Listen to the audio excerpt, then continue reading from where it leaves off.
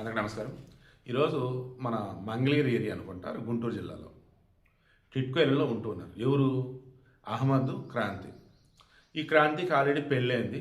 భర్త ఏదో కేసులు పెట్టుకుంటే జైల్లో ఉన్నాడు. ఏసీ మెకానిక్ అయిన అహ్మద్ ఏంటి ఈమెతో క్లోజ్ అయ్యాడు. ఆ తర్వాత ఇంకా ఆల్మోస్ట్ భార్యాభర్తలాగే అరౌండ్ 1 year 1.5 years కలిసి ఉంటున్నాడు టిట్కో ఇళ్లలో. ఇక ఇప్పుడు రంజాన్ నెల స్టార్ట్ అయింది కదా.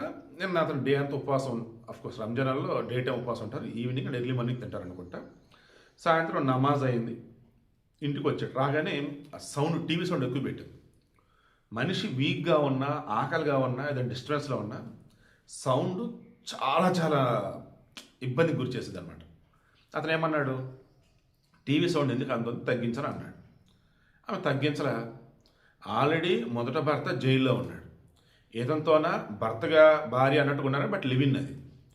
ఇంకా మరి ఆ మెంటాలిటీ ఎటువంటిది ఏంటో కానీ ఘోరాతి ఘోరకి ఇతను పొడి చేసింది. నా ఇష్టం నేను పెట్టుకుంటే అర్థం లేదని. నాకైతే నమ్ముద్ది కావట్లేదు. ఓన్లీ టీవీ సౌండే నాకైతే అనిపించట్లా.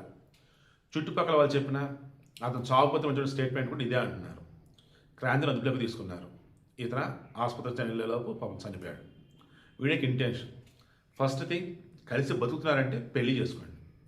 లేదు లివింగ్లో ఉంటున్నారంటే అవతల వాళ్ళ ఇష్టాలను గౌరవించండి అండ్ గొడవలు మాత్రం పడకండి. గొడవలు పడుతున్నారు లివింగ్లో ఉన్నప్పుడు ఆబ్వియస్లీ ఇటువంటి ఘోరాలే జరుగుతూ ఉంటాయి. బట్ ఇది ఘోరమైన తప్పిదం కూడా కాదు, మహాపాపం. లివింగ్లో ఉండటం ఏంటి పాపం. రంజాన్ రోజు ఫాస్టింగ్ ఇంటికి వస్తే నీరసంగా ఉండి ఇబ్బంది పడుతున్న వాటిలో భారీగా సౌండ్ పెట్టుకుంటే మైండ్ డిస్టర్బ్ కాదు. పాపం అదే చెప్తే చంపేసింది.